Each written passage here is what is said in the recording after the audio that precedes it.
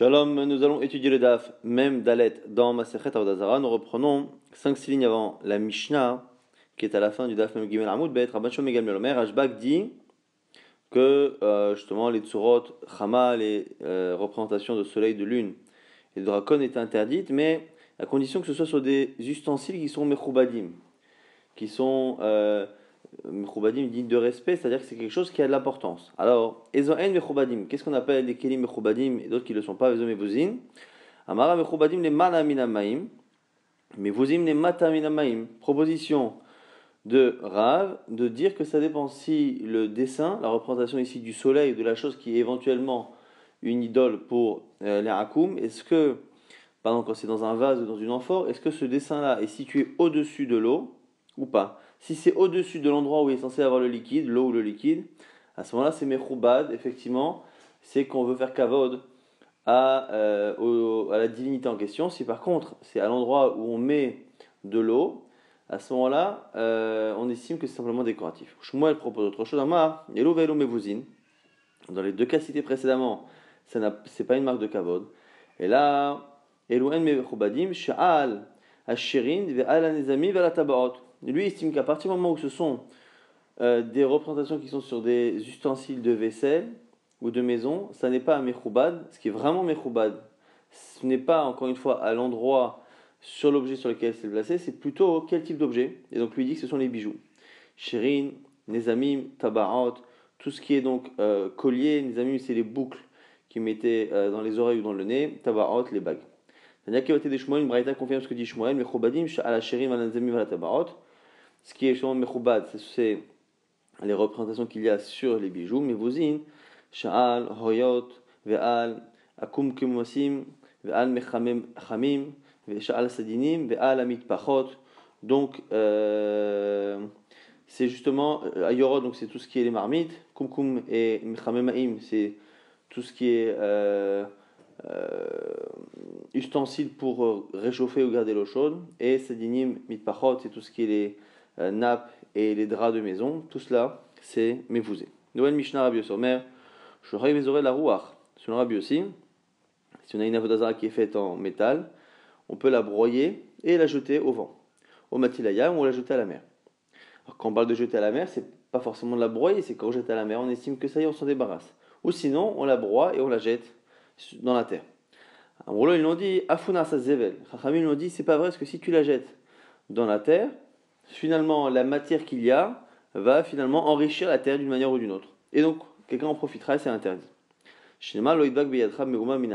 Or, c'est marqué au sujet de la ville qui a fait avodah zarah et qui a un statut de cherem, que loïdbak beyadecha meuma, à ta main ne doit s'attacher aucune meuma, aucune parcelle aussi infime qu'elle soit de cherem, et donc de avodah zarah ne doit s'attacher à ta main, et donc du coup on ne doit pas tirer un profit quelconque, même indirect et faible, de l'avodah zarah. Tanya Amalaem, Rabbi Yossi leur a dit, Rabbi Yossi leur montre que l'on peut effectivement broyer l'avodah zarah et la jeter. Pourquoi? Parce qu'on voit que lorsque Moshe Rabbeinu a pris le veau d'or, la faute que vous avez fait avec le veau d'or, la partie je l'ai prise, et je l'ai brûlé dans le feu, avec et je l'ai broyé comme il faut, jusqu'à ce que ça devienne de la poussière. Et la suite du verset nous dit qu'il l'a jeté après dans le fleuve. En tout cas, il l'a broyé. Pourquoi il ne l'a pas jeté directement? Pourquoi il s'en est pas débarrassé directement dans la mer? Alors, selon lui, c'est une preuve s'il l'a broyé, et qu'en plus, selon certains, une fois qu'on broie, il y a forcément des parties qui peuvent s'envoler, des poussières qui peuvent s'envoler. S'il a broyé, c'est qu'on a le droit de broyer une avodah zarah. Alors, ils l'ont dit, Misham Reaya, là-bas, le cas de Moshe Rabbeinu, c'est pas une preuve. C'est un cas spécial. Alors, c'est marqué par la suite, Vaïzer al penamaim, il l'a mis dans l'eau, Vayash kel Bnei Israël, et il l'a fait boire au Bnei Israël ce mélange d'eau et de poussière de veau d'or. Vélonique Kaven est là les bottes kan kesotot, parce que le Midrash nous dit qu'il a voulu vérifier, savoir qui avait fauté ou pas, exactement comme la sota à qui on fait boire une eau spéciale pour déterminer si elle a combien d'adultère. Malem Rabbi aussi, donc maintenant Rabbi aussi cherche une autre preuve que l'on peut broyer une avodah zarah. C'est marqué là-bas, Gam ma'acha em asa melech et sierra migevira. La mère du roi Asa avait fait avodah zarah. Et donc, ici, même, elle s'appelait Ma'acha. Donc, Ma'acha et Asa Melech, qui était la reine, la mère du roi Asa, eh bien, ici, Mikvira, il l'a enlevé de son poste respectable. Asharasta, Meflat Sata, la Ashera, ou la Ashera Mifletset plutôt ici, qu'elle a fait justement pour Ashera, ce dieu-là, elle a fait une statue. Donc, du coup, qu'est-ce qu'il a fait? Vayedek, Vaisrov, Banachal, Kidron. Et il a pris, il a écrasé et il a brûlé Benachal Kidron, dans l'endroit qu'on appelle Nachal Kidron. Et donc on voit bien, a priori, que on a le droit de le broyer, de jeter là-bas. Et a priori ici le fleuve est considéré comme étant la terre, puisque quand on jette à la limite à la mer et qu'on ne broie pas, c'est une chose, mais quand on broie et qu'on jette dans un fleuve, le fleuve va avoir tendance à prendre les éléments qu'on y met et les répartir un peu partout dans les terres dans lesquelles il va passer. Donc du coup, jeter dans un fleuve et jeter sur la terre, c'est exactement pareil. Donc du coup, en tout cas, c'est comme ça que Tosfot comprend. Donc comment ici, Chachamim vont-ils comprendre ces situations-là? La Gemara lui dit, Amrou lui ont répondu, Misham Reaya, c'est pas une preuve. Nachal Kidron et non Magazel Tzmachim. Nachal Kidron, c'est un endroit qui est complètement stérile, une terre qui est tellement stérile que rien n'y pousse. Donc du coup, même si on rajoute dedans du fer ou du métal ou n'importe quelle autre chose, ça ne pourra jamais aider à quoi que ce soit. La Gemara dit, ah bon, t'es sûr que ça ne pousse pas? Pourtant, Velo ve'adnan, on a une Mishnah qui dit, Elou ve'elou, mit arvin ba'ama, ve'yotzi le nachal kidron, ve'nim karim, la gananim, les zevel, ou mo'alim ba'em. On nous dit, si on parle au Beth Amikdash, il y avait le misbeach, sur le misbeach, on faisait couler du sang de l'animal, et le sang il y avait 4 coins sur le misbeach, le sang qu'on mettait sur les 4 coins, en bas du misbeach se réunissait en un tuyau qui après formait un tuyau, une sorte de rigole d'évacuation dans le misbeach, et qui allait vers le Nachal Kidron.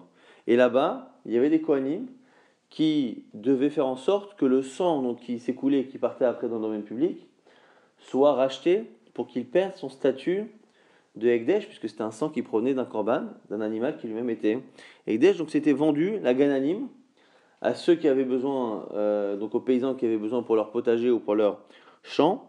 Et le sang, en fait, a une capacité parfois à enrichir le terrain. Et donc c'est la raison pour laquelle on le vendait la Gananim, les évêques, comme engrais. Ou bon, Alibaï, mais si par contre on n'a pas vendu, donc racheté, il y a un issur de Meïla d'avoir profité de cela. Donc on voit en tout cas que ça allait vers Nachal Kidron, et qu'à Nachal Kidron, il y avait des paysans, des Gananim, des gens qui avaient des potagers ou qui avaient des vergers. Et donc, ça veut dire que c'est pas un endroit qui est stérile. Et donc, quand Assa là-bas a broyé l'idole de sa mère et qu'il l'a jetée, selon Chachamim, ça aurait dû poser problème. On a dit Mikomot, Yeshbo. L'endroit qu'on appelle Nachal Kidron est un endroit qui est assez grand, avec des endroits qui sont fertiles, d'autres qui ne le sont pas. Yeshmakom Megadel Tzmachim, Yeshmakom She'eno Megadel Tzmachim. Et donc, du coup, on ne parlera pas du même endroit de Nachal Kidron. On m'a dit maintenant, Mai Miflatsta. Ici, pourquoi la Avodazara, l'idole de la mère de Assa, donc de Ma'acha, prend l'appelé Miflatsta? C'est un mot qui a priori n'est pas tellement fréquent dans le Tanakh. Amaraviuda, Davam Mafli, l'Etsanut. Raviuda propose ici un autre icône.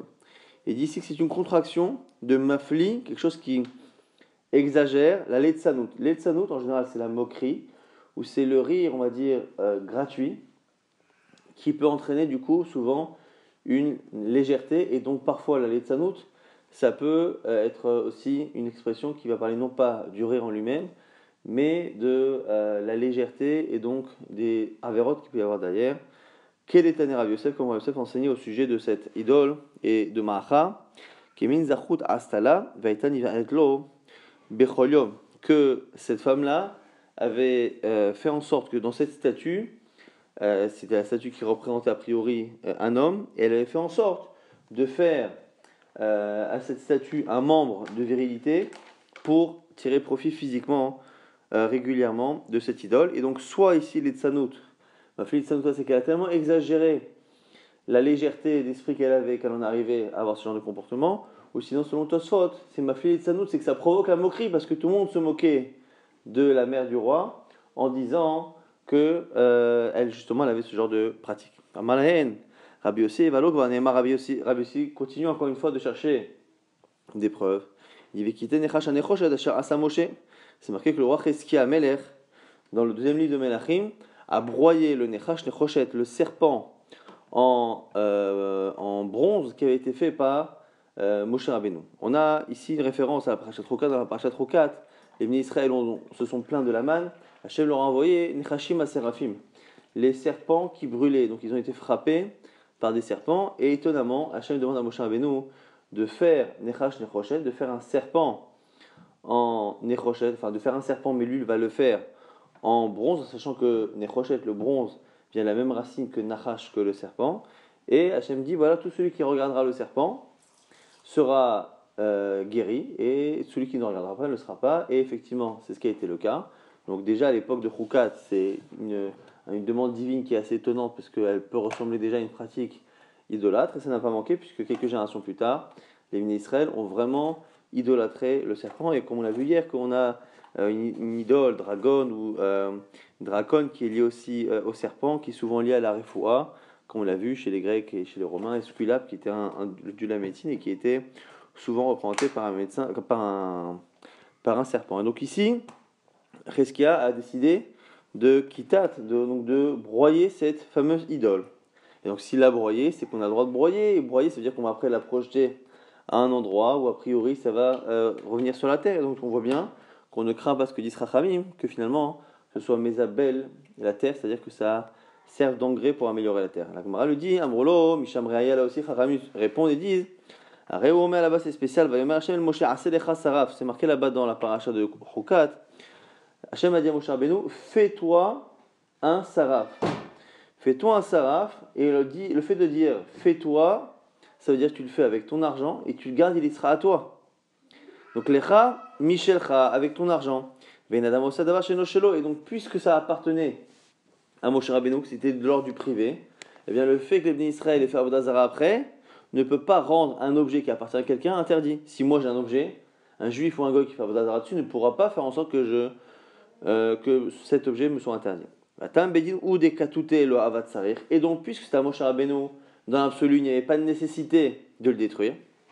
Simplement, et la Kevan Echaza de Kaktarou Israël Vatre, lorsqu'il a vu qu'il y avait quand même eu les bénis Israël qui se trompaient, Ahmad Vikiteto, il l'a fait, mais c'était déjà, les finis Mishoratadim, c'était pas déjà une halakha, c'était simplement une khumra, et donc du coup, on ne peut pas objecter ce que Rabbi aussi veut objecter. Amalahem.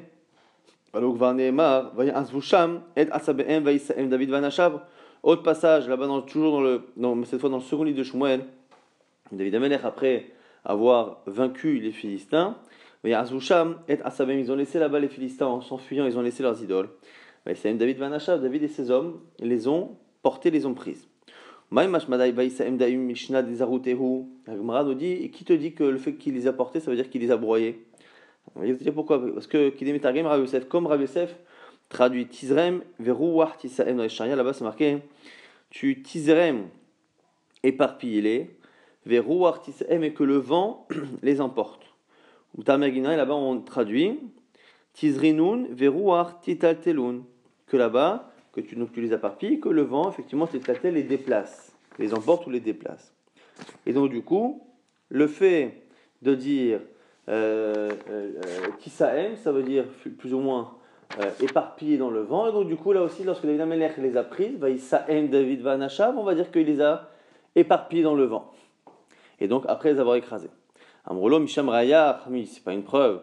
Réomer Vaïsrefu Baesh, c'est marqué là-bas qu'ils les ont brûlés. Ou Midelokti Vaïsrefem Vaïsaem, et puisque là-bas on voit que c'est pas marqué qu'il les a brûlés et qu'après il les a emportés, ou là tu pourrais dire effectivement que quand on dit emporter, c'est comme dans le cas là-bas de Tizrem et Roar Tisaem, qu'il les a fait emporter par le vent. Mais là, comme c'est marqué d'abord qu'il les a emportés et qu'après c'est marqué qu'il les a brûlés, ben, quand il les a emportés, ça veut dire qu'il les a juste pris sur ses épaules. Je m'amine à Vaïsaem Mamash, qu'il les a simplement portés. Comme Kashuk Rayadadel, la Gemara dit, mais quand même, quoi qu'il arrive, il faut comprendre qu'est-ce qu'il a fait avec ces idoles. Il les a prises ou il les a brûlées. S'il voulait les brûler, il fallait les brûler. Pourquoi les prendre? Kedarabuna Ramé, on va répondre comme l'a dit Ravuna, car Ravuna lui-même avait apporté une position. Ktiv David Vaïsrefu Baesh, David a dit les brûler. Orti c'est marqué d'un côté, Vaïsa David Anachab, qui les ont embarqués, comme s'ils les avaient gardés. On dit Lokashia, Kan Kodem Sheba Itai Agiti, Kan Achar Sheba Itai Agiti. Après ou avant la venue d'un personnage qui s'appelle Itai Agiti, qui n'est pas juif mais qui a pu annuler la Vodazara. Et donc, quand Itai Agiti est venu annuler la Vodazara, on a pu garder ce qu'on a trouvé après. Lorsque par contre il n'était pas venu, on brûlait immédiatement les idoles qu'on trouvait. Au passage, par rapport justement à tout ce qui provient du butin, les idoles, c'est marqué là-bas, il a pris la couronne de leur roi, mais leur roi ici c'était leur idole en fait. Donc il a pris la couronne de leur idole, Me'al Rosho, Mishkala, Kikar Zahav, et elle pesait le poids d'un kikar. Et a priori il l'a prise pour lui. Even Ikara, avec une pierre précieuse dessus, Vatei Al Rosh David, et elle a été placée sur la tête de David. La Gemara Mishare, comment il a pu utiliser une couronne qui était utilisée pour une idole, qui sera Na'aninhu, c'est interdit au profil. La Gemara nous dit Amarav Nachman, Itai Agiti Baobikla, là aussi, on dit que Itai Agiti a annulé la Vodazara qu'il y avait sur cette couronne. La Gemara dit Mishkala Kikar Zahav, Echim Matse Menachla, puisque le texte nous dit qu'elle faisait un kikar. Un kikar, ça fait à peu près 30 kilos. Comment David Améler pouvait se promener ou même rester assis avec une couronne de 30 kilos sur le crâne? Amarav Yudah Amarav Ranodim Reouya la Noach Al Rosh David. Ce qu'on nous dit ici, c'est pas qu'il l'a posé vraiment sur sa tête, mais que c'était quelque chose qui était apte à être posé sur la tête de David Améler. Autre proposition, de dire que sur le trône, il y avait un aimant qui faisait en sorte que lorsque le roi s'asseyait et posait sa tête, l'aimant soulageait finalement, donc il était placé au-dessus, plutôt qu'à l'arrière je pense, et en tout cas cet aimant soulageait finalement la pesanteur de la couronne, ce qui faisait justement que du coup elle était supportable. Rabbi Eliezer Amar, Even Karaitaba, Shishavak Kiazaav. Rabbi Eliezer nous dit la pierre précieuse qu'on a citée dans le texte, c'est elle qui n'ont pas pesé un kikar zahav, un poids d'or, mais elle avait la valeur de 30 kg d'or, un kikar zahav, mais en réalité la couronne elle-même ne pesait pas ce poids-là. Au passage, on va parler de la couronne de David Améler maintenant. Zot Aitali ki pikudecha natsarti. Ça, c'est quelque chose que j'ai eu, car pikudecha natsarti, car j'ai gardé tes commandements. Alors de quoi on parle? Quelle est la récompense que David Améler ici rapporte en récompense de justement d'avoir suivi la Torah? Maïkamar, qu'est-ce qu'il raconte? Achikamar, voici ce qu'il veut dire. Misrash et pikudecha natsarti, par le mérite d'avoir gardé tes commandements. Zoit Aitali le edut. Cette couronne me sert de témoignage. En quoi elle témoigne? Il la mettait devant, sur la tête, sur le devant au niveau où on met les tefilin, et elle avait tendance à justement se resserrer et à se placer exactement, à se coller à la forme de son crâne, alors qu'en général une couronne comme elle est ronde et que le crâne n'est jamais parfaitement rond, en général il y a toujours un endroit où la couronne a tendance à ne pas être collée. Là c'est le cas pour montrer justement qu'il méritait sa place. La Gemara dit mais comment il faisait pour mettre les tefilin? Dans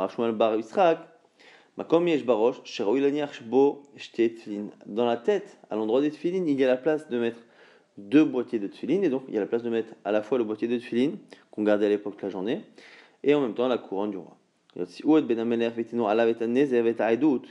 C'est marqué là-bas hein, qu'ils ont sorti Yoash, le fils d'Achaziaou, et ils lui ont mis dessus Nézer et Aïdout. C'est quoi Nézer?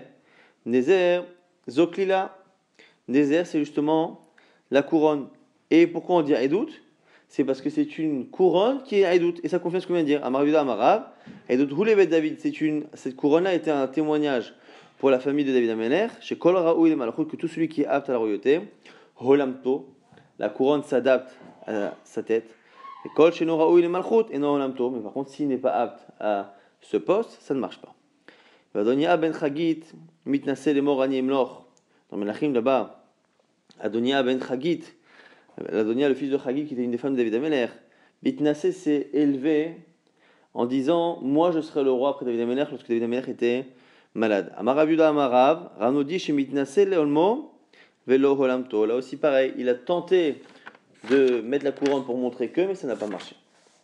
Aslo, Rechev ou Parashim, on nous dit au passage qu'Adonia s'est fait un char ou Parashim, Vechamishim, Ish Ratzim, Lefanav. Donc on a ici des chars et des attelages et 50 personnes qui couraient autour de lui pour justement montrer sa puissance et qu'il allait devenir roi. Maïr et Boutaïou, alors l'Agma nous dit qu'est-ce qu'ils avaient ces 50 coureurs qui avaient autour de lui. Tana, Abraïta nous dit Kulam netulechol, Chakuki kapot raglaim hayou. Ils étaient tous netulechol. Netulechol c'est la rate, on enlève la rate et à l'époque souvent on disait que la rate c'est ce qui entraînait soit les points de côté, soit ce qui entraînait une lourdeur on va dire à courir et donc du coup les grands coureurs en général on leur enlevait justement la rate. Et chakuki kapot raglaim c'est le fait de faire en sorte qu'il n'y ait pas de douleur à la plante des pieds pour qu'ils puissent courir avec la rapidité de quelqu'un qui court pieds nus sans avoir les inconvénients. Et donc du coup c'est une petite précision par rapport à ce Rechev Parashim et tous ceux qui couraient autour de Adonia. Nouvelle Mishnah, Sha'al, Proclus ben Plospus. Et Rabban Gamliel, ici question de Proclus, le fils de Plospus. Alors Plospus, ça ressemble à un philosophus, hein. Peut-être que c'était un philosophe, ou que c'était le fils d'un philosophe. En tout cas, il a demandé à Rabban Gamliel. Be'ako, Shayer Ochetz, Be'mechat, Shel, Aphrodite. Rabban Gamliel allait dans le bain, dans le hammam qui était au nom de Aphrodite. Aphrodite, la déesse connue, déesse de l'amour, entre autres. Marlo lui dit c'est marqué dans votre Torah que vous ne devez profiter pas d'une me'uma, d'une infime partie de ce qui est Cherem, de ce qui est Avodazara. Mipnema, ta'ochet b'mechat shel Aphrodite, comment peux-tu aller au mechat d'Aphrodite? Marlo il lui dit en meshivim b'mechat. Il lui dit je peux pas te répondre au mechat parce que on fait pas de dvar Torah justement dans le mechat. Donc ils se sont rencontrés là-bas a priori sur place. Kshiat, alors qu'il est sorti. Marlo il lui a dit Anilo bati bikvula, hiba abikvuli, c'est pas moi qui suis venu vers elle, c'est elle qui est venue vers moi. Donc c'est-à-dire que à la base, il y avait ce mechat, et c'est après qu'ils ont décidé de mettre une statue d'Aphrodite et de dire c'est le mechat d'Aphrodite. Mais c'est pas qu'il y avait Aphrodite et qu'on a mis un mechat dans le temple d'Aphrodite. Donc c'est pas un temple d'Aphrodite dans lequel il y a un mechat, c'est un mechat dans lequel on a mis Aphrodite. Et donc ça change tout kaniré. Donc c'est ce qu'il dit après justement. Alors où il rajoute enomrim naase mechatz noil Aphroditi et là omrim naase Aphroditi noil mechatz. On ne dit pas on va faire un mechatz pour embellir l'endroit ou le temple d'Aphrodite, mais on dit non on va faire Aphrodite. Donc Aphrodite elle est bien là comme étant une décoration. Un noil mechatz. Davar acher. Autre explication. Inotin chamamon arbe. Yatanichnas savdak kochavim shelcha arom ou barakeri. Dis-moi. Quelqu'un qui est croyant, toi qui es croyant là, Proclus ben Plospus, si je te donne tout l'argent du monde, tu n'accepteras pas de rentrer dans le temple de ton idole, nu et barakiri dans un cas en plus où tu peux perdre de la matière séminale, ou machine befanaï, tu ne feras pas tes besoins devant elle. Zor Medet, Alpi Abiv, elle ici est placée à un endroit où justement les hommes sont tous nus, font leurs besoins, ainsi de suite. Et tout le monde urine devant elle, et donc du coup tu vois bien que c'est pas une idole ici, c'est juste une décoration. L'onama et la Elohehem, ce qui est interdit, c'est justement leur Dieu. On doit avec Abedoum détruire tous les endroits verroulés où c'est marqué là-bas et Elohem leur Dieu, mais ici c'est pas le Dieu des Romains. Et Shenoegbo Mishum Eloas, qui est considéré par les Goïms comme un Dieu, à source interdit. Et Shenoeg Mishum Eloa, Moutar, si c'est pas utilisé comme une divinité, c'est autorisé. La Gemara nous dit Vechi Avidachi. Bechel, comment il a pu dire au départ dans le Mechat on ne peut pas répondre? Est-ce que le fait de dire déjà je ne peux pas répondre au Mechat c'est pas une halakha? En lui disant je ne peux pas te répondre au Mechat, ça veut dire que je t'apprends une halakha qu'on ne peut pas étudier au Mechat. On n'a pas le droit de penser même à un Dvar Torah au Mechat. Aux toilettes. Et si tu veux dire qu'il a dit Belshon Chol, en lachon chol, c'est pas en lachon à Kodesh, pas en hébreu, mais en lachon chol. Et ici, Kanirek, ce serait autorisé comme si l'interdit de penser ou de parler n'était qu'en hébreu. Des paroles de chol, je peux en parler en hébreu. Dvarim shel Kodesh, en Kodesh, asur l'omran bilshon chol, on a parole de le dire en chol. La Gemara dit Tanak, sheyatsa amalo en meshvim b'mechatz. La Gemara nous dit finalement que la Braïta nous dit que c'est en sortant qu'il a dit ça, donc il n'a rien répondu sur le coup. Et en sortant tout de suite il a justifié son silence en disant on ne peut pas répondre au Bet Mechatz. Alors, au passage, il faudrait comprendre comment on voudrait penser que il fasse un Dvar Torah en hébreu à Proklos Ben Plospus. A priori, c'est pas quelqu'un qui comprend l'hébreu. Et il faudrait comprendre cette idée-là qu'un Dvar Torah, on pourrait le faire dans une salle de bain ou dans les toilettes en Lachon Chol. Alors, est-ce que Lachon Chol, c'est de n'utiliser aucun terme hébreu ou est-ce que c'est un peu différent? C'est des choses à développer dans la partie halachique. Marabi Chama, Yosef Berabi, Amar Rabbi Yoshua. Ici, on cite Rabbi Osharia. Shuva Gnuva et Shivo Rabban Gamliel et Otorigmon. La réponse de Rabban Gamliel est une réponse volée, entre guillemets. C'est-à-dire que ce n'est pas une réponse vraie. Il a dit ça comme ça simplement pour s'en débarrasser. Mais on ne peut pas nous en tenir compte. Vani Omer, maintenant ça c'est Rabbi Osharia qui a dit ça. Mais Rabbi Bechama qui rapporte ce qu'a dit Rabbi Osharia n'est pas d'accord. Il dit voilà, Rabbi Osharia a dit que c'était une réponse Gnuva. Vani Omer, moi je dis, Eina Gnuva, quelle n'est pas Gnuva? Alors on va voir ce que pense celui qui pense que c'est une réponse Gnuva et ce que pense celui qui pense que c'est pas Gnuva. Donc Maï Gnuvte, selon Rabbi Osharia, en quoi c'est Gnuvte? C'est quoi la Gnuva qu'il y a dedans? Dans Kamal, est-ce qu'il lui a dit Zohar et Alpi Abiv, quoi la dame Ashtin Befanea? Il a dit regarde, tout le monde se met nu devant et urine. Et donc Rabbi Osharia dit maintenant c'est pas une objection. Qu'est-ce que ça peut faire? Ça n'empêche pas que ça peut être une déesse. Rava nous dit que Peor Yochiach, que justement Peor, Baal Peor, c'est la Vodazara où les gens se déshabillaient, ils faisaient leurs grands besoins devant. Chez Parin, Fana, Becholium, Beno Batel. On m'a dit Chama Bar Yosef dit Vanyomer, et moi je dis Kenagnuva.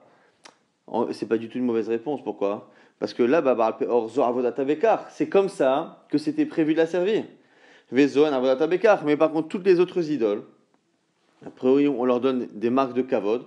Et donc ici, le fait de leur manquer de kavod, c'est une preuve qu'on ne l'utilise pas. Mais on ne peut pas utiliser la logique étrange de Baal Peor et l'appliquer aux autres.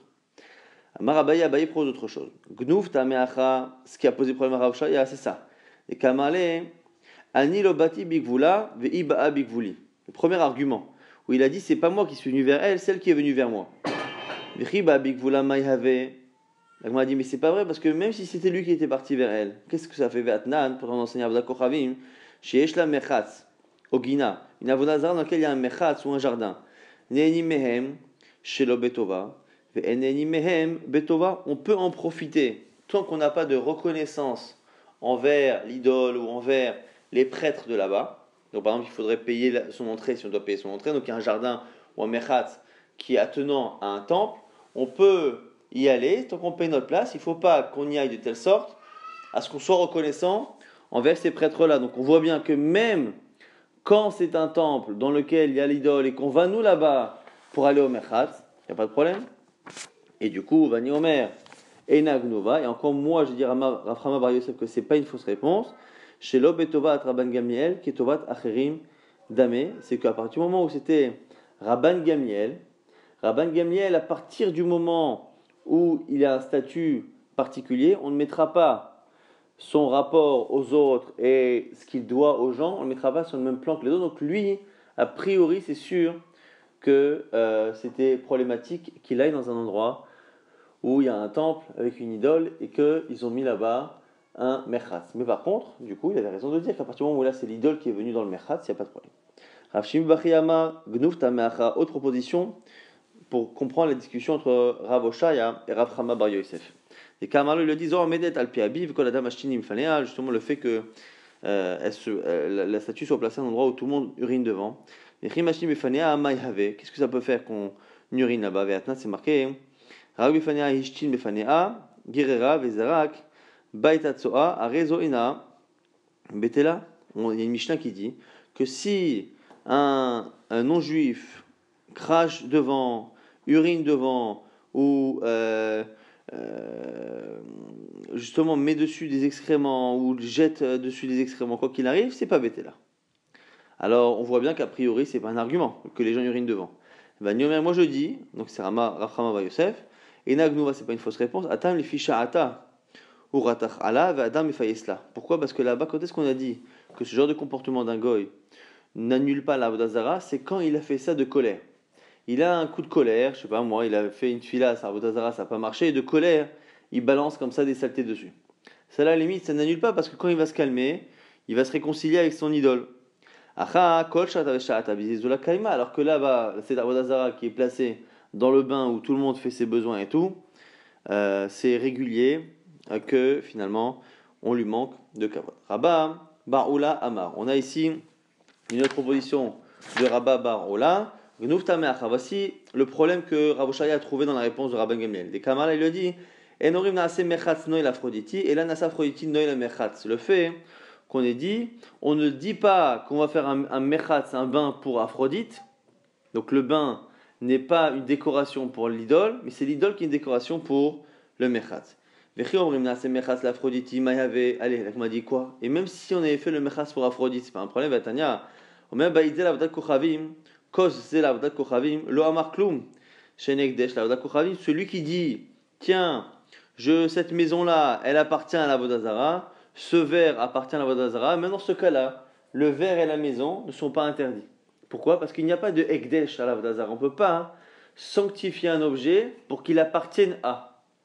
L'appartenance à ne marche que pour Akadosh Baruch Hu. Par contre, dire que voilà, ça, c'est un cadeau pour la Avodah Zara, donc la chose devient tikrovet Avodah Zara, un korban, ça oui. Mais un ekdesh, non. Et donc du coup, même si on avait dit que le mechas était fait, appartenait à l'idole Aphrodite, ça n'aurait rien changé, donc c'est pas une bonne réponse qu'il dit Rabban Gamliel. Vanyomer, moi je dirais Abraham, va Yosef, et Nagnuva, Nehide Itsure Elomitza, Noi, Mi'a, Ika. L'Agma nous dit que tout de même, qu'à partir du moment où le mechatz lui-même n'est pas interdit. Effectivement, si on avait fait le mechatz pour l'idole, on n'aurait pas dit que c'est interdit be'anaa, mais on dit quand même que noi miha ika, qu'à partir du moment où les gens se baignent, eh bien ça fait finalement un noi ici serait une sorte de kavod, ça fait un kavod finalement à cet avodah zara, et donc du coup à partir du moment où ça rentre dans le jeu de cette idole, c'est quelque chose qui quand même aurait dû être évité. Donc du coup, l'endroit lui-même n'est pas sur Béana'a, mais le fait d'aller se tremper là-bas et d'aller jouer le jeu, de dire que puisque les goyim disent que le fait qu'on aille se laver là-bas, c'est une marque de kavod pour Aphrodite, ça aurait été un problème. Donc finalement, ce n'est pas une mauvaise réponse. Donc on a 4 explications différentes pour expliquer l'opposition entre Rav Oshaya et Rav Chama bar Yosef.